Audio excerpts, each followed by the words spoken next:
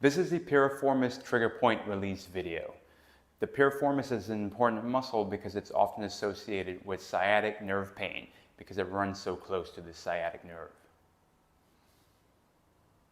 To set up for this exercise, you're going to lay on your side, take your tennis ball and stick it right underneath your hip on the outside.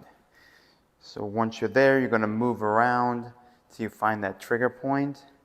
And then once you're there, you want to sit there and lay on that ball for 20 to 30 seconds.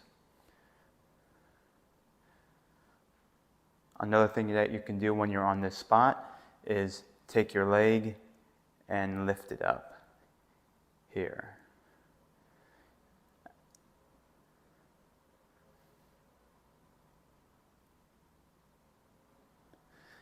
Also then move around a little bit, kind of massage that piriformis out.